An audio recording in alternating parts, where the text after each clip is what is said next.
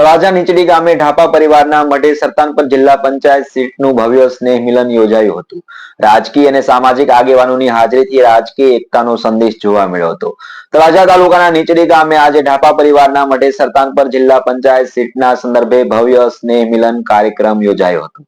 કાર્યક્રમની શરૂઆત પરંપરાગત રીતે દીપ પ્રાગટ્ય કરીને કરવામાં આવી હતી. શરૂઆતથી અંત સુધી કાર્યક્રમમાં ઉત્સાહ અને ઉમંગનું વાતાવરણ જોવા મળ્યું હતું. આ પ્રસંગે ગામ તથા આસપાસના વિસ્તારોમાંથી મોટી સંખ્યામાં લોકો, કાર્યકરો, આગેવાનો અને સરપંચો ઉપસ્થિત રહ્યા હતા. સરતાનપર જિલ્લા પંચાયત હેઠળ આવતા દરેક ગામના આગેવાનોની ઉપસ્થિતિ એ કાર્યક્રમને વધુ ભવ્ય બનાવ્યો હતો. નૂતન વર્ષના અવસર પર યોજાયેલા સ્નેહ મિલનમાં ભારતીય જનતા પાર્ટીના આગેવાનો દ્વારા શુભેચ્છાઓ અને સંદેશાઓ પાઠવ્યા અને સંગઠનની શક્તિ વધારવાનો સંદેશ આપવામાં આવ્યો હતો.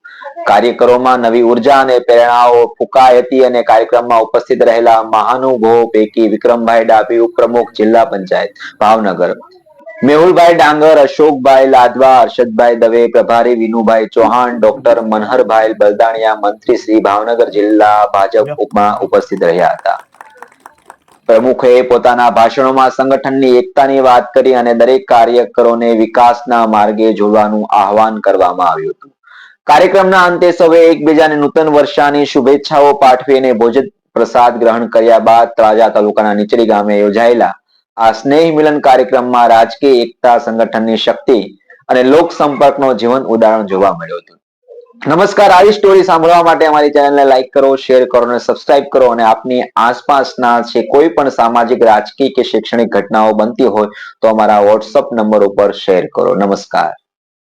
આજનો સરતાનપર જિલ્લા પંચાયતનો સ્નેહ મિલન કાર્યક્રમ નીચડી ગામમાં રાખવામાં આવ્યો. સારી સંખ્યામાં સૌ આ વિસ્તારના પ્રજાજનો આ કાર્યક્રમમાં જોડાયા. આ કાર્યક્રમમાં મતદાર યાદી સુધારણાના વિષયની પણ લોકોને માહિતી આપવામાં આવી. આત્મનિર્ભર ભારત એની પણ વાત કરવામાં આવી.